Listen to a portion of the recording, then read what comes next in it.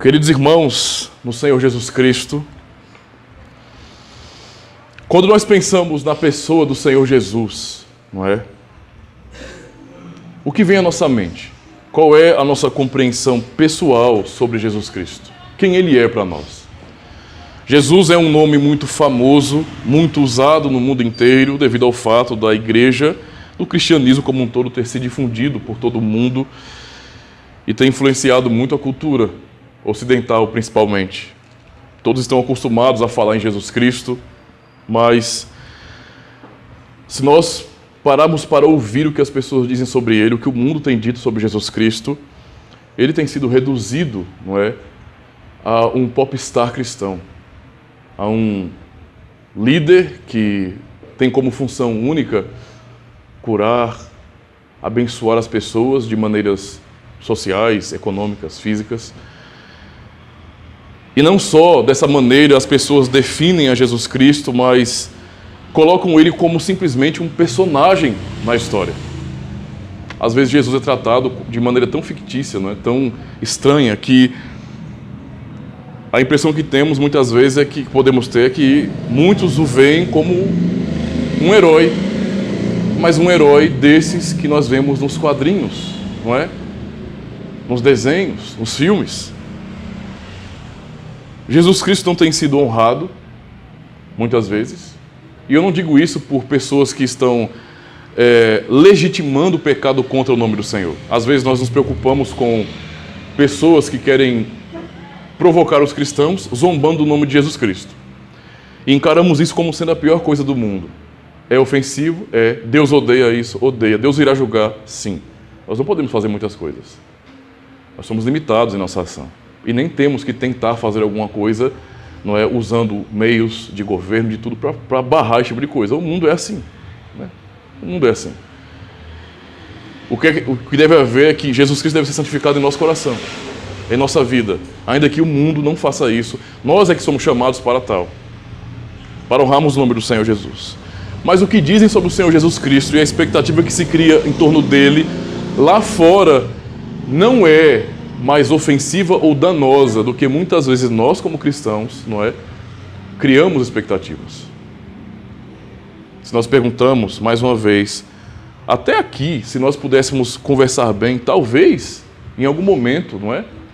Eu mesmo, como ministro do Evangelho, tanto já pensei errado sobre ele, como já tive uma pobreza de entendimento de quem ele é. E às vezes, quando nós não entendemos a pessoa de Jesus Cristo, nós temos como consequência o não centralizarmos ele em nossa vida. Se Jesus Cristo é tudo isso para nós, certamente ele seria centralizado, apesar de nossas fraquezas. E eu digo isso não porque eu penso isso como algo ideal, simplesmente, mas porque nós temos facilidade de centralizar outras coisas, que nós julgamos tão importantes assim. Por que não ele? Entende? Porque ele não pode assumir o primeiro lugar em nossa vida. Nós temos que pensar sobre isso, porque às vezes a nossa maneira de pensar sobre Jesus Cristo é pobre e o ofende, porque não exalta, não honra quem ele é de fato. O assunto que iremos tratar hoje, baseado no Dia do Senhor 11, não é? Mais pensando na pergunta 12, especialmente nesse último trecho da resposta, a pergunta 12, que diz bem assim, aliás, a pergunta 30, que diz bem assim: ou Jesus é um salvador incompleto, ou aqueles, e esse é o ponto principal, aqueles que pela verdadeira fé aceitam esse salvador, têm que achar nele tudo o que é necessário para a sua salvação. Nele, tem que achar nele. Não é? Nós vamos fazer a leitura então do texto de Colossenses, capítulo 1. Vamos ler do versículo 13 ao 23. Colossenses 1, do verso 13 ao 23. Colossenses, capítulo 1, do versículo 13 ao 23. Diz assim a palavra do Senhor. Um texto conhecido e muito importante. Colossenses 13 e até o 23. Diz bem assim: Ele nos libertou do império das trevas e nos transportou para o reino do Filho do seu amor, no qual temos a redenção, a remissão dos pecados.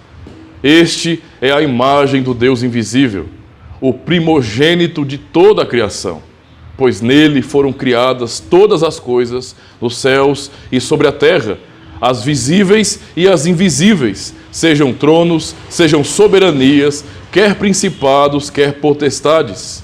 Tudo foi criado por meio dele e para ele. Ele é antes de todas as coisas. Nele tudo subsiste.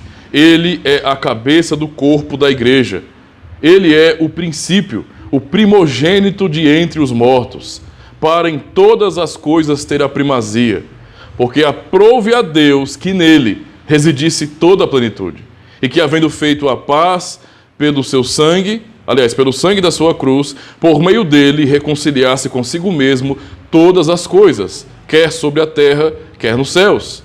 E a vós outros também, que outrora erais estranhos e inimigos do entendimento pelas vossas obras malignas, agora, porém, vos reconciliou no corpo da sua carne, mediante a sua morte, para apresentar-vos perante ele santos, inculpáveis e irrepreensíveis, se é que permaneceis na fé, alicerçados e firmes, não vos deixando afastar da esperança do evangelho que ouvistes e que foi pregado a toda criatura debaixo do céu, e do qual eu, Paulo, me tornei ministro. Até aqui. Antes de iniciarmos a reflexão nesse assunto do texto, vamos pensar um pouco acerca das motivações de Paulo para escrever essa carta e para definir Cristo desse jeito. Acho que o ponto central que nós podemos encontrar na carta aos Colossenses é justamente a supremacia de Cristo, não é? Nós vemos isso em Hebreus, em outras cartas também. Hebreus realmente tem o objetivo de mostrar como Cristo é superior, mas fazendo comparação à antiga aliança com a nova, mostrando a diferença que há entre aquilo que era promessa, não é? E aquilo que é cumprimento da promessa, a verdade, a realidade que é Cristo, como o fim da lei, como o fim de tudo aquilo que foi prometido no passado. Mas nesse texto aqui, Paulo está muito mais preocupado com um assunto bem peculiar na igreja, não é, que assolava as comunidades daquele período. Nós sabemos que não só os judaizantes vinham com essa tentativa de Cristo mais alguma coisa, não é? Cristo mais a circuncisão, Cristo mais as observâncias cerimoniais da lei, como festas, etc., não é? E também com fábulas judaicas. Nós sabemos que no meio aos judeus há muitas lendas, não é? Há muitas lendas. E eles queriam trazer isso à tona como se fosse verdade. É assim, o ser humano é assim. Veja, mesmo em Israel, mesmo na igreja do Antigo Testamento, você percebe que fábulas, que historinhas da carochinha surgiram. Não é? Então isso não é uma coisa própria da era cristã. Mas na era cristã, que começa aqui, nós vemos também que muitos outros começaram a, dentro da própria igreja, se levantar para trazer novas ideias sobre Cristo. Eles também não conseguiam olhar para a mensagem, para a pregação apostólica que exaltava Jesus Cristo. O que Paulo dizia que ele pregava? Eu prego Cristo e este crucificado. O objetivo de Paulo era expor Jesus Cristo. É como ele fala aos Gálatas, não é? Ele vai dizer aos Gálatas, por exemplo, que vocês estão se desviando de Cristo, vocês viram, não é? Basicamente, vocês viram Jesus Cristo crucificado, não que literalmente viram Jesus Cristo crucificado, mas que, de acordo com a exposição apostólica, pela pregação, pelo ensino, pela doutrina, pelos detalhes acerca do que Cristo fez e o propósito de sua morte, eles praticamente viram a ideia de você ouvir e de você imaginar, de você pensar, refletir sobre aquilo. Eles viram nesse sentido, não é? Então, essa era a pregação apostólica, centralizar tudo em Jesus Cristo. Porém, nesse período aqui, os apóstolos tinham que lidar com heresias terríveis na igreja, não é? Como o gnosticismo. Isso faz parte dos gnósticos no início, não é? Que vinham realmente com outras ideias, e uma das coisas que os gnósticos faziam era trazer a ideia de novas revelações, não é? Um conhecimento especial que só eles detinham, e que era superior ao que os apóstolos ensinavam. E isso estava pervertendo muitos cristãos, não é? Tanto os judaizantes como os gnósticos eram uma ameaça aos cristãos, porque eles estavam aprendendo sobre Jesus Cristo, mas então vinham pessoas dizendo que eram apóstolos, que eram ordenados por Deus, talvez em algum momento usando o próprio exemplo de Paulo, já que Paulo não estava entre os 12, ele foi chamado depois como um apóstolo, nascido fora do tempo, como ele mesmo vai dizer, ou o menor dos apóstolos, mas para ser usado por Deus para pregar o evangelho aos gentios, não é? Deus o preparou para isso, deu capacidade, o preparou realmente para que ele pudesse pregar ao mundo greco-romano. E ele fez isso, dedicou a sua vida a isso. Talvez muitos desses pseudo-apóstolos quisessem usar o exemplo de Paulo. Veja, Paulo não era dos 12. Ele não está aí como apóstolo pregando, os demais não reconhecem ele como apóstolo, mesmo que talvez de uma maneira um pouco mais desprezada. Mas veja, ele tem autoridade apostólica, inclusive ele bateu de frente com Pedro, não é? Quem ousaria bater de frente com Pedro? Pedro tinha respeito na igreja de Jerusalém. Ele era muito honrado ali, como um discípulo fiel de Jesus Cristo. Mas Paulo, não é, teve a coragem e, em nome de Cristo, refutou, não é, peitou Pedro na frente de muita gente. Porque ele estava errado. Não é porque ele era um apóstolo do Senhor que ele não errava. Ele errava sim, era um pecador comum. E Paulo realmente o refutou. Então talvez esses gnósticos viessem com essa ideia também. Nós somos apóstolos. Não é? E não adianta querer buscar nossas origens. Vejam Paulo. Vejam Paulo. Nós somos apóstolos. Nós recebemos também uma revelação. Nós somos chamados secretamente pelo Senhor. E nós temos aqui um evangelho, não é? Que é um pouco diferente desse evangelho que Paulo e os demais apóstolos pregaram. É um evangelho que nos traz mistérios profundos que vocês não conheciam. E esse outro evangelho, essa nova doutrina que vinha surgindo na igreja como uma heresia realmente terrível, desviava o foco da pessoa do Senhor Jesus Cristo. Entende? Quando Paulo combate judaísmo, não é? A ideia dos judaizantes naquele período, e também os gnósticos, ele combate para afastar qualquer entulho, não é? Qualquer coisa que, de alguma maneira, ofusque Jesus Cristo. Cristo não pode ser ofuscado na vida da igreja. Não pode. Ele tem que ter a primazia, ele tem que ser visto como central. Se nós colocamos coisas, não é, que são diferentes dele, que não é a ordem dele, com isso nós vamos afastando as pessoas de Cristo e vamos escondendo Jesus Cristo. A preocupação era essa. A igreja de Colossos, então, estava também sendo atacada por essas ideias falsas, não é? E essas ideias afastavam e diminuíam a centralidade de Cristo na igreja. Por isso o que Paulo fala aqui sobre essa excelência da pessoa de Cristo, exaltando quem ele é, porque essa era a pergunta. Esse era o questionamento. Debates surgiam em torno da pessoa de Cristo. Quem Jesus Cristo é? Os gnósticos dizem uma coisa, os apóstolos dizem outra. Mas quem ele é? Os judeus têm outras coisas a dizerem sobre ele. Os romanos. Mas quem Jesus Cristo é? Está claro que, devido aos ataques, para muitos cristãos, a pessoa de Cristo, quem Cristo é, podia ser algo que não era tão claro assim. Por isso que eu iniciei na introdução falando sobre a expectativa do mundo sobre Jesus Cristo. Porque se nós pararmos para pensar, esse contexto aqui é atual para nós. Essa realidade, essa mensagem é atual para nós. Porque da mesma maneira, não é? Cristo está muitas vezes por detrás, na vida das pessoas, de uma nuvem escura, densa, que oculta a sua glória. Tal como era aqui, Jesus Cristo hoje também não é visto com a glória devida. As pessoas não exaltam Jesus Cristo, isso como aqui no seio do cristianismo. E como Paulo se preocupou com os cristãos, com os membros do corpo de Cristo, em ensiná-los, também hoje nós precisamos nos fortalecer no conhecimento da pessoa do Senhor Jesus Cristo. Isso de fato é importante para nós. Porque desvios de quem Ele é, desvios de compreensão de quem Cristo é, nos impede de glorificá-lo de verdade em nossa vida. Nutrir expectativas falsas sobre Ele, não é? É realmente colocar um entulho de coisas que camuflam, que abafam, que escondem a sua glória. Uma das coisas que nós podemos observar, por exemplo, na instituição talvez mais antiga, que é a Igreja Católica Apostólica Romana, é que eles são cristãos? São. Eles são. Não é? Eles têm a mesma origem que nós vimos deles. Mas peguemos isso como base. A nossa base é a mesma. Nosso alicerce, nosso ponto de partida. Certo? Só que, diferente de nós, eles colocaram tantas coisas, tantos entulhos de tradição, não é? De teologia humana, no sentido de desviar-se da teologia bíblica e criar novos pensamentos acerca de Jesus Cristo. Foram tantas coisas durante tantos séculos que foram colocadas que Cristo está debaixo de um entulho gigantesco. De tal maneira, não é? De tal maneira que você nem pode vê-lo. Você pode reconhecer, em termos de história, que é uma instituição cristã.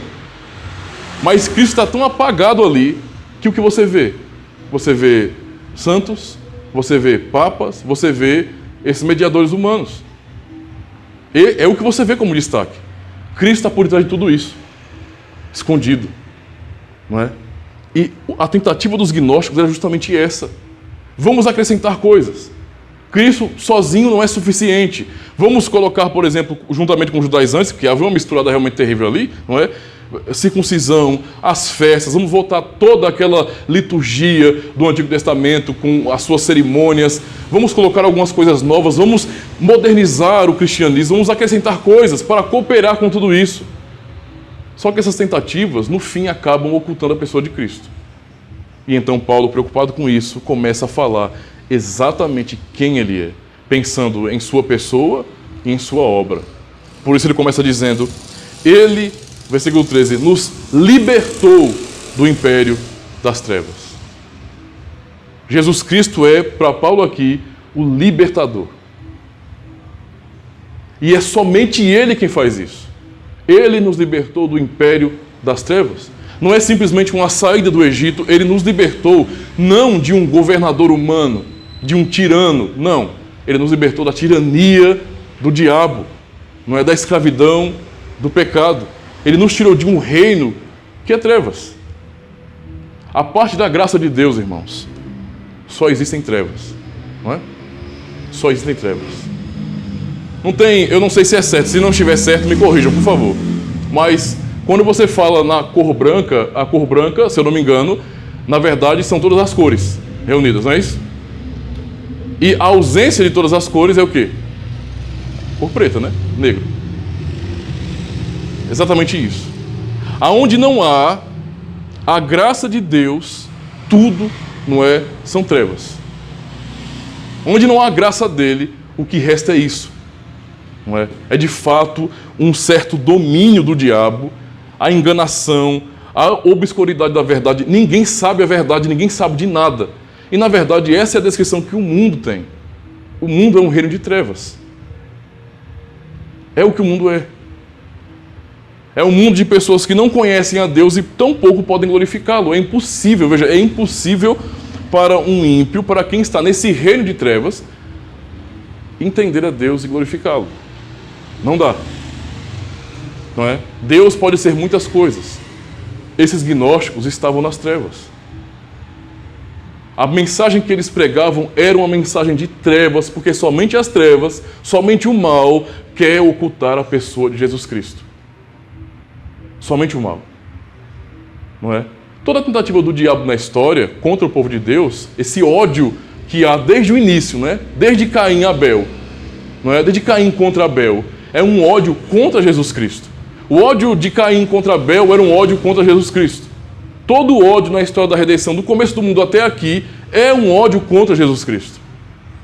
Não é? As tentativas inúmeras do diabo na história, antes de Jesus Cristo nascer, foi de atentar contra o povo de Deus, para que eles pecassem, para que eles se desviassem, não é? Para que eles fossem por causa disso punidos e perseguidos, com o objetivo de que Cristo não viesse ao mundo. Porque a esperança para o povo de Deus de ser liberto do reino das trevas era o Filho de Deus nascer neste mundo e nos libertar. Então toda a tentativa do diabo era que Cristo não nascesse. É interessante, se vocês quiserem depois ler Apocalipse 12, nós vemos justamente isso, essa luta, os sinais no céu são vistos, o sinal da mulher e do dragão. Essa luta do diabo de impedir que o Filho viesse a esse mundo. Porque ele, nesse sentido, é o libertador. Ele é aquele que põe fim a toda a obra do diabo, que lança luz aonde o diabo estava, nas trevas, ele quer as trevas. Então Paulo vai dizer para a igreja justamente isso, veja, não há outro. Ele ou seja, ele nos libertou do império das trevas. E ele não só nos libertou, ele não só quebrou as nossas algemas nesse sentido, não é? Ele não só trouxe luz à nossa vida, ele nos transportou, ou nos trasladou, não é? Aquela referência dos santos trasladados, como por exemplo Enoque, não é? Ou Elias, a ideia de quem foi transportado, não é? Essa ideia de você estar aqui e você ser levado para Deus. Não é? A ideia é essa. Cristo, ele nos libertou, ele não só nos libertou, ele nos transportou. É você pensar naquela imagem de Moisés, que Deus usou para libertar o povo, mas não só para libertar o povo, para conduzir o povo até o fim. Até chegar em Canaã. Né? Ele não entrou porque era um pecador. E ele não honrou, não glorificou a Deus. Porém, com aquela atitude dele. E o Senhor não passa nada. Sim, Deus é detalhista nesse sentido. Ele não condenou Moisés, mas ele foi punido ali. Você não vai ver. Você vai ter que esperar mais um pouquinho mais. Um pouquinho mais. Você vai ter que esperar Jesus Cristo voltar, não é? Restaurar toda a terra. E quando for na nova terra, você entra. Mas agora não. Porque você me desonrou, nesse sentido. Não é? Embora tenha sido algo que Moisés com certeza ficou triste, porque foi duro, não é? Mas é justo. E ainda assim ele está com Cristo na glória. Então dá para ele aguardar um pouquinho, dá não? Dá para ele aguardar. A gente fica só ansioso aqui, depois que morre não fica ansioso mais não, né? Dá para aguardar um pouquinho mais, fica tranquilo. Não é? O ponto, irmãos, então é que Jesus Cristo nos libertou e Ele nos transportou. Ele não nos libertou, nos deixou lá. Ele não fez assim, como Moisés, se fosse desse jeito. Ele liberta o povo e diz bem assim, vocês não são mais escravos de Faraó. Sim, e daí? Né? Nós estamos aqui ainda. Nós estamos aqui ainda. Não, Ele nos libertou e Ele nos transportou. Não é? Ele nos tirou desse reino de trevas e nos transportou para o reino de seu Filho. É isso que Paulo diz aqui. E ele fala, no qual, ou seja, nesse Filho, temos a redenção, a remissão dos pecados. Ou seja, centralizando a figura de Cristo como sendo o libertador, aquele que nos transportou, não é, para o seu reino, e em quem nós temos a remissão. E é só nele que nós temos a remissão. O que Paulo está dizendo aqui, não há salvação em nenhum outro. Ninguém mais neste mundo vai redimir pecado de ninguém. Ninguém mais, é só Ele. O único libertador que nós temos é Ele. Não há outro. Não é? E isso aqui que Paulo traz para esses irmãos. Porque eles estavam aprendendo que é possível você colocar Cristo em mais alguma coisa. Não é? Acrescentar coisas. Para ajudar de alguma forma nessa redenção. Não, é só Cristo que é o Redentor, o libertador. E então ele vai dizer agora, não só do que ele fez pelo povo, não é? Fortalecendo a identidade do povo como liberto do Senhor, mas no versículo 15 ele vai dizer agora quem ele é, quem Jesus Cristo é. A resposta de Paulo aos gnósticos, quem aos falsos apóstolos, quem Jesus Cristo é. Para que não houvesse dúvida na igreja, esse que libertou vocês, que os transportou, não é? Que redimiu vocês, é a imagem do Deus invisível. Ele é a imagem do Deus invisível. Veja, ninguém consegue ver a Deus. Deus é inacessível ao ser humano. Completamente inacessível. Pois bem, esse Jesus Cristo, que é Senhor da igreja, Ele é a imagem do Deus invisível. Isso é, nele nós enxergamos Deus. Em Cristo nós estamos próximos de Deus. Nós enxergamos Deus. Não é? A ideia de enxergar é justamente essa. Como eu enxergo vocês aqui. Como nós estamos nos vendo, porque estamos próximos. Nele nós vemos quem Deus é. Nele nós conhecemos a Deus. Ele é a imagem do Deus invisível. É como Hebreus, no capítulo 1, versículo 3, nos ensina, não é? O esplendor exato do ser de Deus. A expressão exata do ser de Deus. Quem vê a Cristo vê o próprio Deus. Que coisa gloriosa é que está sendo ensinada aqui, irmãos. Ele fala, este é a imagem do Deus invisível, o primogênito de toda a criação, isto é, o herdeiro de toda a criação. Ele é o herdeiro, o filho primogênito, o herdeiro de toda a criação. Ele herda tudo. Olhe para a criação, pois é, tudo isso aqui é dele. É para vocês entenderem quem ele é. Quem ele é. Ele não é qualquer um. Ele não é uma versão diferente. Ele não é aquilo que os gnósticos, os falsos apóstolos dizem e acabam diminuindo a pessoa dele. Talvez uma tentativa de exaltar poderes, você acaba diminuindo quem ele é de verdade. Por exemplo, quando nós focamos em Jesus Cristo, colocando para ele somente a função nesse sentido de fazer milagres, nós estamos honrando a pessoa dele. Quando nós ensinamos as pessoas erroneamente a olhar para Jesus Cristo como aquele que cura, não é? Que faz coisas milagrosas, que abençoa as pessoas, aquele que todo culto que você prestar ao Senhor pode trazer os doentes. Coloquem eles de um lado de cá, outros do lado de lá, tragam os depressivos, os ansiosos, quem está com uma perna menor do que a outra, todo mundo. Cristo opera milagres e esse é o foco. É isso que ele faz. Esse tipo de atitude, de ensino, não exalta a pessoa de Cristo. Não aponta para quem ele é. Não exalta a sua identidade. Entende? É como um artista hoje. Por que vocês acham que artistas geralmente são tão depressivos, não é? Porque, na verdade, eu sei que eles fazem aquilo por dinheiro. É claro que existe algum amor no que eles fazem, não é? Mas também tem um tutu por trás que é muito alto, então o esforço vale a pena, diga-se de passagem. Porém, muitos deles são depressivos, vivem a se drogar, a tentar fugir da própria realidade, porque, na verdade, a vida deles é uma farsa. As pessoas não estão vendo quem eles são.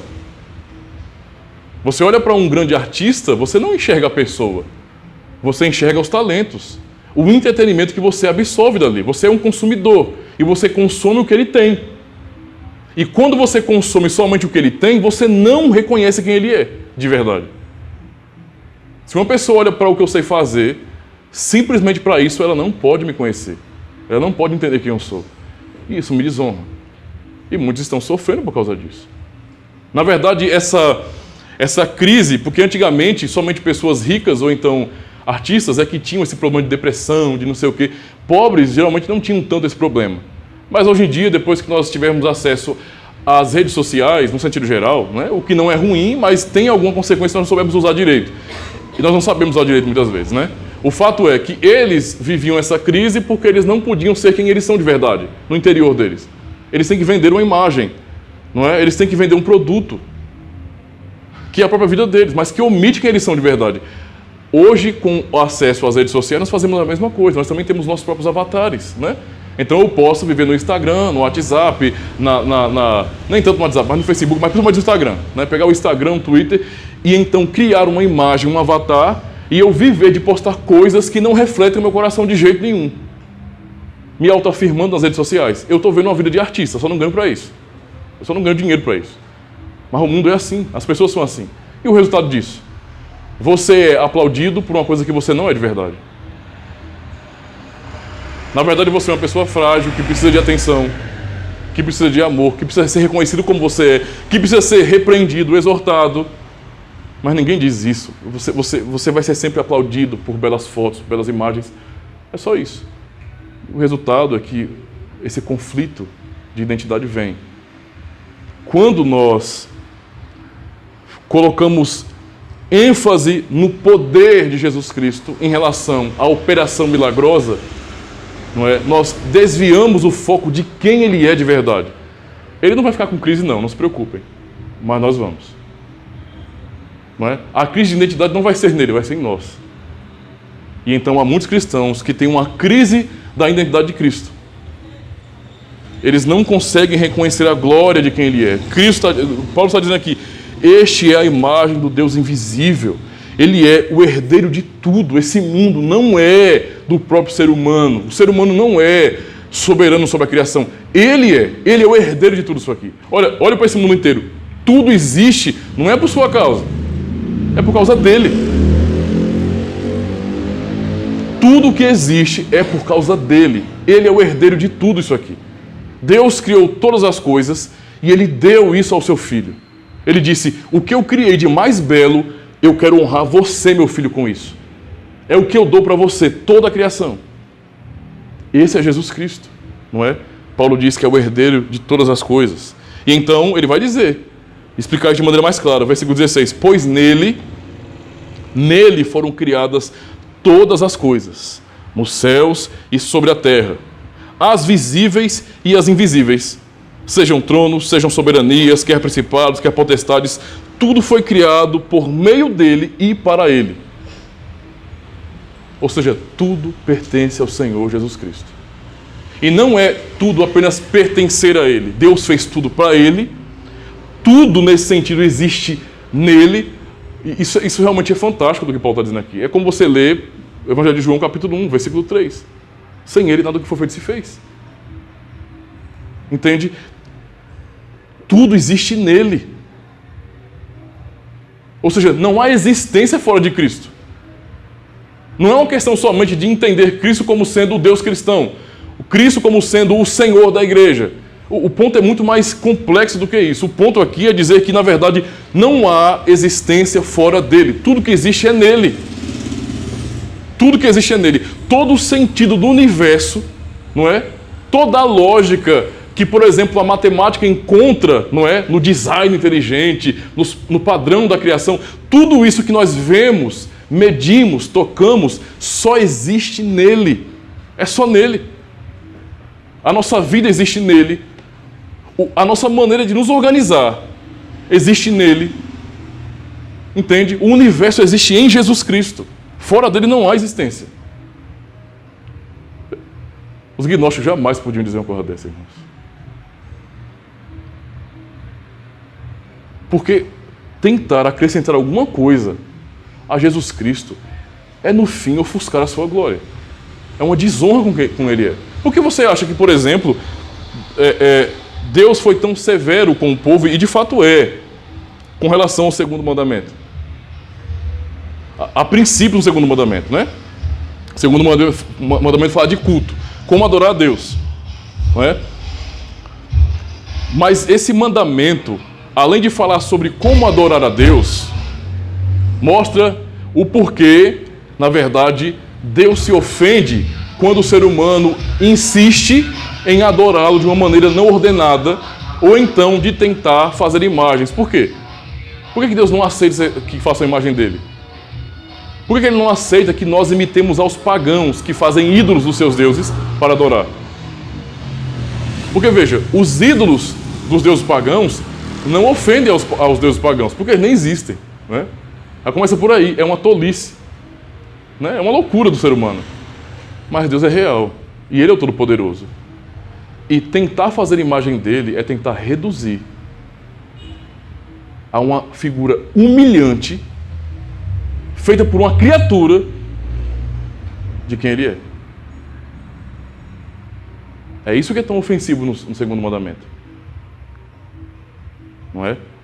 Quando nós tentamos, veja, fazer imagens de Jesus Cristo, de Deus no sentido geral, ou tentamos redefinir quem Jesus Cristo é, nós estamos quebrando o segundo mandamento e ofendendo a Deus profundamente, porque nós não estamos exaltando a glória dele.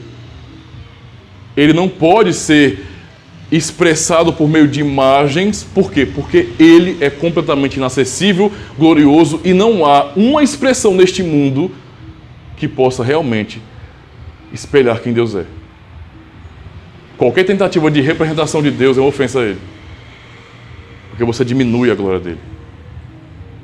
Há uma coisa criada. Há uma coisa criada. Nós já temos imagem de Deus. Nós somos imagem de Deus. Imagem que Ele fez. Ele fez. Se nós fazemos, não presta. Mas porque Ele fez, isso glorifica. E Cristo, então, mais do que isso, Ele é a expressão exata do ser de Deus. Ele é o próprio Senhor. Nele, Deus não é desonrado. Ele é perfeitamente exaltado, não é?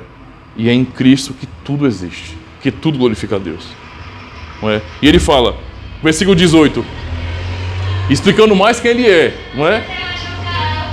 Então ele começou dizendo que ele é nosso libertador, mas ele não é somente nosso libertador, ele é aquele que nos redimiu, perdoou nossos pecados, não é? Mas não é somente aquele que perdoa nossos pecados, ele também é a própria imagem de Deus, não é? E nele tudo existe, tudo subsiste, não é?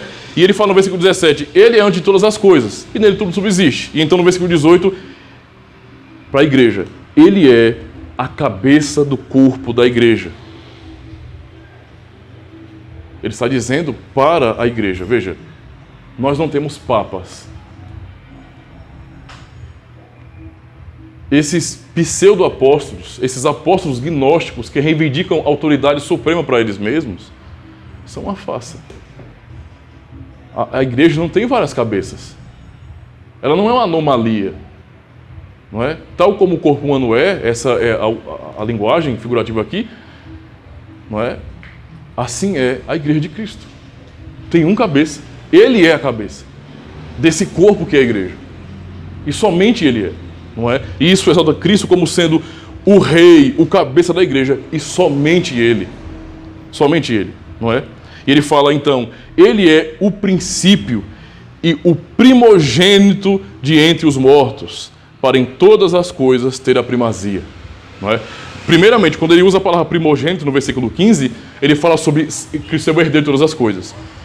E agora, no versículo 18, quando ele fala sobre ele ser o primogênito de entre os mortos, significa dizer que ele, nesse sentido, foi o primeiro que venceu a morte nesse sentido. Né? Não foi Lázaro que foi ressuscitado por ele, ou alguém do Antigo Testamento que foi ressuscitado. Porque Lázaro foi ressuscitado, o filho da viúva de Naim, não é? A filha de Jairo, foram ressuscitados, mas eles morreram de novo. Né? Cristo é o primeiro dentre os mortos, porque ele ressuscitou para não morrer mais, entende?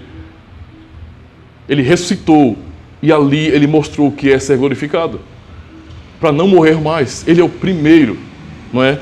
O primeiro. E então, essa é a esperança que é dada, porque ele sendo o primeiro, sendo o cabeça, não é? Esse cabeça abençoa com essa mesma bênção todo o corpo. Não é? O cabeça não ressuscitou só, o corpo vai junto. O corpo vai junto. Então isso realmente exalta e dá esperança à igreja. E então nós vemos aqui o ponto central. O ponto central, versículo 19. Deixa eu antes ler de novo a pergunta, o finalzinho da pergunta 30. Diz bem assim: ou Jesus é um Salvador incompleto, ou aqueles que pela verdadeira fé aceitam esse Salvador têm que achar nele tudo o que é necessário para a sua salvação. Versículo 19, diz bem assim: porque aprove a Deus que nele residisse toda a plenitude. Entende? Aprove a Deus que nele residisse toda a plenitude. Isso realmente é para refutar o pensamento gnóstico, para refutar a ideia de que há algo mais além de Cristo. Não é? Há algo mais além de Cristo. Nós precisamos buscar algo além de Jesus Cristo. Não é? Nós temos que encontrar satisfação em muitas outras coisas. Cristo não é suficiente. Essa verdade aqui quebra esse pensamento falso, ofensivo a Deus. Porque aprove a Deus não é uma decisão da igreja. Cristo não é o cabeça. Ele não é quem ele é, porque a igreja decidiu sobre isso. Não é. Não é porque nós, em convenção, não é, achamos necessário exaltar Cristo assim, como um pensamento nosso. Paulo não está dizendo, veja, nós nos reunimos, não é, fizemos um concílio entre os apóstolos, e nesse concílio nós decidimos que Cristo é o cabeça da igreja. Como algumas pessoas, a instituição mais antiga aí, vai dizer o quê? Nós, em concílio, nesse sentido, exaltamos a pessoa de Maria. Nós temos poder. Não, peraí, Paulo está dizendo aqui, Cristo é o cabeça. O corpo não determina nada, é o cabeça.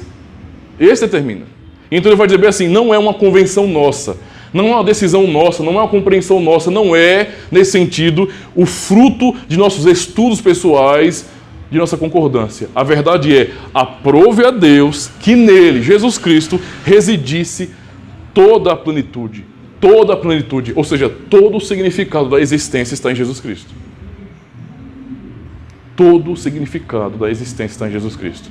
Não há como achar significado para a vida fora de Jesus Cristo. Tudo está nele. Tudo está nele. O porquê das coisas se encontra em Cristo. Se encontra em Cristo. O porquê nós somos do jeito que somos. Não é?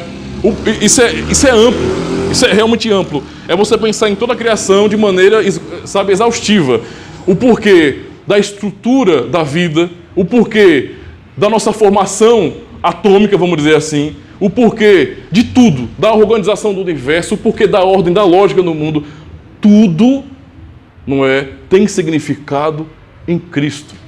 O porquê da existência de anjos, o porquê do céu, o porquê da terra, o porquê de tudo, o porquê da história, como tudo se desenvolveu, do Éden até aqui, até o final de tudo, tudo tem significado em Jesus Cristo. Não há como compreender a existência fora de Jesus Cristo.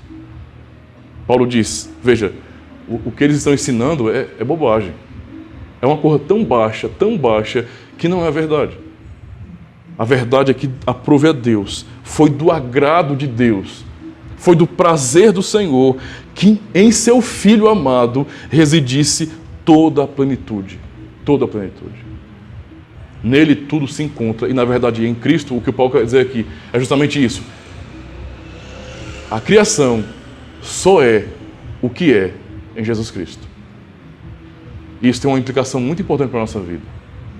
Na verdade, nós só podemos ser o que devemos ser em Jesus Cristo. Você não pode ser quem Deus te criou para ser fora de Cristo. É só nele que você se encontra. Tudo aquilo que nós vemos como ciência, eu acho isso estranho. Me perdoe, irmãos, mas eu acho muito estranho, né? Ciência da psique da alma, não é? Nós conseguimos analisar só aquilo que é superficial, né? E já achamos que sabemos muito. Isso é tolo, porque na verdade Freud não explica, né? A verdade é essa, Freud não explica, né? Freud não explica. Deus que nos criou é que conhece a nossa estrutura. E Ele, como nosso Criador, é quem pode dizer quem nós somos. É nele que nós encontramos uma identidade. É nele que há razão para a nossa vida. O nosso propósito de existência está nele. Percebe? O que tem feito com que muitos cristãos, de maneira muito triste, não se encontrem e se sendo perdidos na vida cristã é porque eles não estão procurando quem eles são em Cristo. Eles estão procurando quem eles são em outras coisas. Eles estão seguindo essa mentalidade gnóstica ou judaizante, não é? Moderna um pouco, mas eles estão se apegando aos entulhos, se apegando a usar mais, né? As coisas que o mundo tem oferecido, tem ensinado, as filosofias, as formas de pensamento, tudo isso aí para as pessoas tem sido algo muito útil no funcionamento de suas vidas, mas não dá significado. É triste dizer, mas a nossa geração é uma geração que vai morrer de depressão. Nós somos uma geração deprimida, doente da alma. Isso não vai mudar, não. A única maneira disso mudar, de verdade, é Cristo. E não oferecendo Ele como um produto milagroso. Não é? Não Cristo sendo um castanho atalaia para as pessoas. Não é? Um produto barato, custa somente um dízimo por mês. Não é? Ou algumas ofertinhas como um troco. Não. Nós precisamos procurar nele o significado de nossa própria existência. Se nós não acharmos em Cristo isso, acabou, nossa vida não tem sentido nenhum. Sinceramente, não há razão. É compreensível toda a loucura do mundo, é compreensível, plenamente compreensível. Eles não estão em Cristo. Não é? A vida é uma aposta para eles. Tá certo, eles estão cometendo a loucura da aposta. Só isso. Mas eles jamais vão se encontrar. Vão gastar dinheiro com esses profissionais das áreas da psique, vão procurar encontrar satisfação em coisas, em drogas, em sexo, em prazeres transitórios desse mundo, vão procurar preencher a sua vida de muitas coisas, não é? Vão procurar se autoafirmar, nada disso vai fazê-los se encontrar. Nada disso. Nada disso. E eu digo a vocês também que do mesmo jeito nós não podemos encontrar isso na própria igreja. Não é? Porque o próprio corpo que é a igreja só encontra significado no cabeça. Se nós tentarmos buscar significado na instituição cristã, estamos perdidos do mesmo jeito. Então veja, do mesmo jeito que no mundo você tem pessoas que estão morrendo de depressão, dentro da igreja do mesmo jeito. Por quê? Porque as pessoas estão muitas vezes não colocando o coração em Cristo, não buscando nele tudo de significado em suas vidas, não é? Mas procurando na própria instituição. De repente, no nosso meio, eu me encontrei na igreja reformada. Não, isso não vai melhorar a sua vida em nada. Não vai mudar o seu coração em nada. Não é? Isso uma hora vai abusar, eu garanto para vocês. Uma hora, não é? Você vai chegar no limite, porque tudo nesse mundo abusa, pode acreditar. Tudo nesse mundo abusa. Não é? O que não abusa é comida e água, porque a gente precisa. Mas o resto abusa. Entende? Então, na própria instituição, nós não vamos encontrar significado, prazer, paz em nossa vida. Paulo está dizendo, é em Cristo. Por quê? Porque nós queremos? Não, porque aprove a Deus, porque a vontade de Deus é que tudo venha convergir nele, que tudo encontre o significado nele. A centralidade do início das coisas até o fim delas é o Senhor Jesus Cristo. O mundo, nesse sentido, corre para se encontrar nele. Quando nós um dia estivermos em novo céu e nova terra, tudo quem está fazendo é Ele, até agora. E é Ele mesmo quem voltará para buscar a sua igreja, e é Ele mesmo quem nos introduzirá ao novo céu e nova terra. Inclusive, diante do juízo de Deus, é nele que nós somos absolvidos. Não é? Quando nós somos, nesse sentido, acusados pelo que os livros dirão a nosso respeito, por causa de nossos pecados, vai ser justamente nele que nós seremos inocentados, como já o somos hoje pela fé, pela verdade que ele declarou. E então, quando chegarmos novo céu e nova terra, toda a bênção da existência vai ser por causa dele. Simples assim. Então, o ponto central aqui, irmãos, é compreender: em Cristo está toda a plenitude. Como cristãos, nós precisamos compreender, que não é só uma questão de salvação pensando em doutrina. A nossa vida como um todo é salva por Ele. A nossa vida como um todo só tem significado nele. Isso é tão sério, irmãos, que, veja,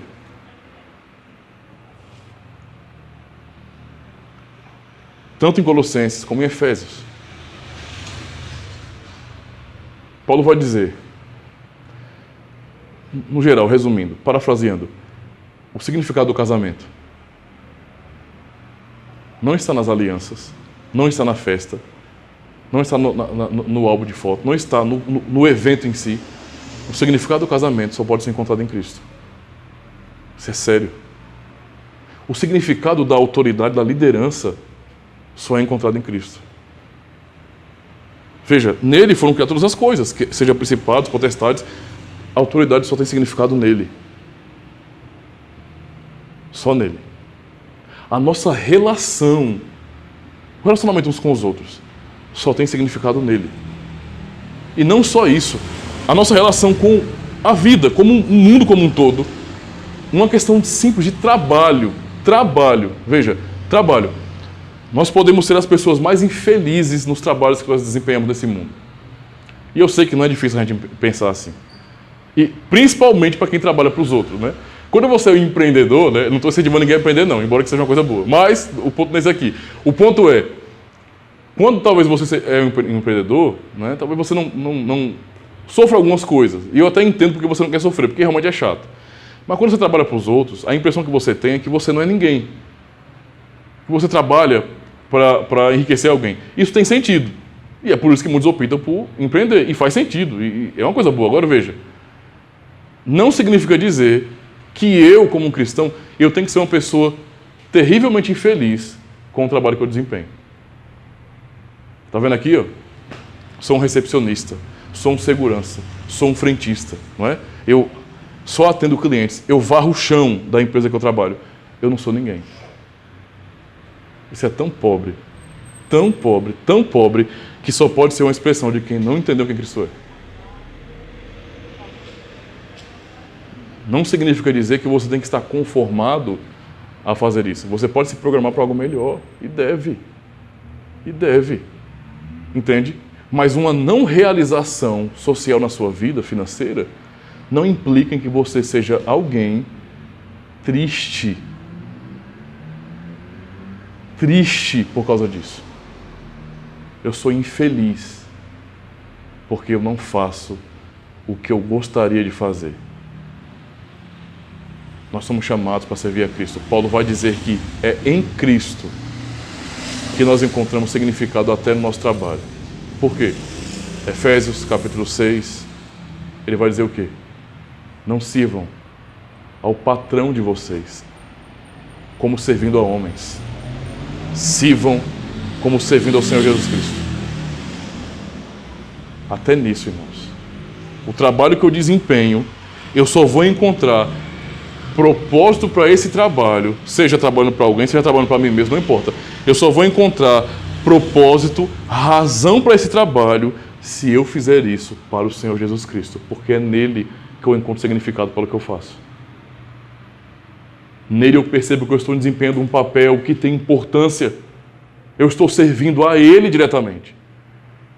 É uma ilusão. Isso aqui é só uma questão social. Só isso. Né?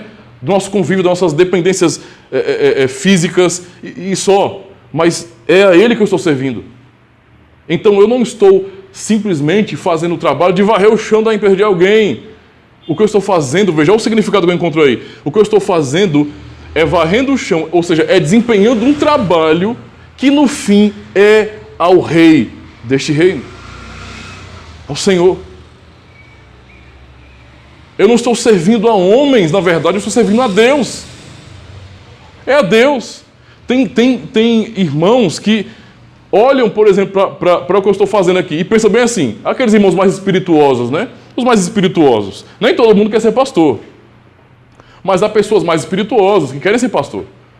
Não é? Por quê? Porque eles imaginam que o trabalho de um pastor, e essa é uma visão completamente romanista, não é? Você divide vocação de talento. Você faz isso aí, uma dicotomia. Então você diz, o padre é vocacionado, ele tem uma vocação, porque vocação é cor de Deus, né? Mas o trabalho comum não, é uma coisa vil, qualquer um faz. Está errado. E alguém que pensa assim pode estar no meio de uma igreja cristã e de repente olhar assim, eu quero ser pastor. Por quê? Porque eu entendo que o trabalho do pastor é um trabalho honroso, é um trabalho nobre. Poxa, cara, servir a Deus.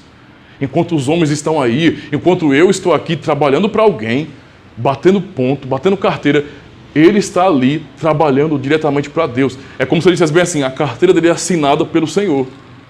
Tem um carimbo celestial, contratado. Não é isso. O trabalho que eu desempenho, ou o trabalho que qualquer um de nós, como cristãos, desempenhamos, é para o Senhor. Significa dizer o quê? Que o que eu faço, se o ponto é você entender como algo sagrado, entenda que o que você faz é tão sagrado como o que eu faço. Você tem um ofício também. Agora você só vai entender isso quando? Quando você procurar em Cristo o significado para essas coisas. Eu quero concluir dizendo justamente isso. Essa ênfase do versículo 19. É como nossa resposta diz aqui. Ou aqueles que pela verdadeira fé aceitam este Salvador, têm que achar nele tudo que é necessário para a sua salvação. Na verdade, muito mais do que isso, como nós vemos aqui no texto, que amplia esse significado, nós temos que achar tudo em Jesus Cristo. O que Deus está dizendo para nós aqui é que Cristo é tudo que nós temos. É simplesmente isso. Nos voltemos ao Senhor Jesus Cristo. Porque essa é a vontade de Deus, não é? Que nós venhamos nos encontrar nele. É só em Cristo que nós podemos nos descobrir. Eu não sei o que eu quero fazer da minha vida, eu não sei quem eu sou. É em Cristo. É em Cristo que você vai descobrir quem você é. Sempre. Porque aprove a Deus que nele residisse toda a plenitude. E versículo 20, para concluir, ele diz, e que havendo feito a paz pelo sangue da sua cruz, por meio dele, reconciliasse consigo mesmo todas as coisas. A partir do pecado, tudo, absolutamente tudo, neste mundo está amaldiçoado. Tudo está amaldiçoado. As frutas que você come, o alimento que você trabalha para ter na sua mesa, tudo isso aí está corrompido. Está tudo corrompido. Porque tudo está apartado de Deus. Tudo está longe do seu significado, do seu fim. Mas em Cristo tudo isso se encontra. E é por isso que ele está dizendo bem assim, e que havendo feito a paz pelo sangue da sua cruz, por meio dele, reconciliasse consigo mesmo todas as coisas, quer no céu, quer sobre a terra. Ou seja, como Paulo vai falar em 2 Coríntios capítulo 5, ele nos reconciliou com Deus.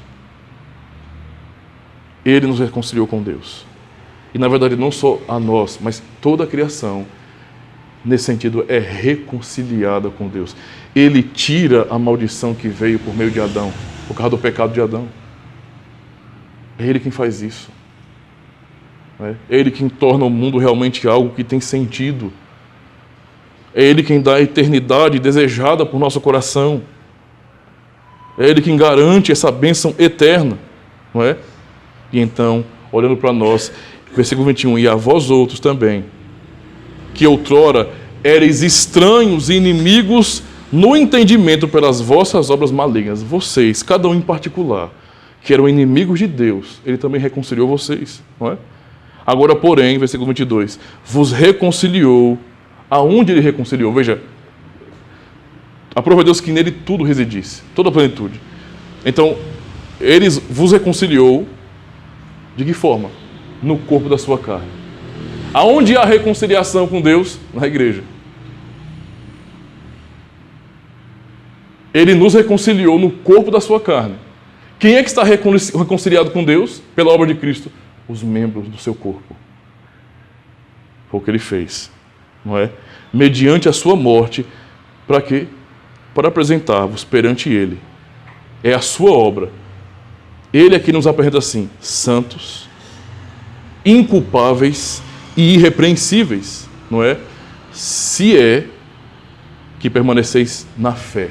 Ou seja, se vocês não derem ouvidos aos gnósticos, se vocês não derem ouvidos às falsas doutrinas, se vocês não dobrarem o coração de vocês a redefinições de quem Cristo é, mas crerem nele de verdade, reconhecer o que é nele que reside toda a plenitude, essa é a realidade na vida de vocês.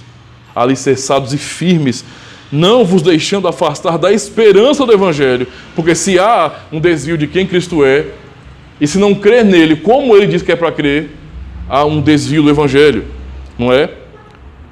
Do Evangelho que ouvistes e foi pregado a toda criatura debaixo do céu. Não é? Essa é a verdade em Jesus Cristo. Portanto, irmãos, venhamos olhar para o nosso Senhor Jesus Cristo e reconhecer a sua glória e majestade. É por Ele. É para Ele. É nele que nós encontramos a nossa vida. E somente nele. Amém.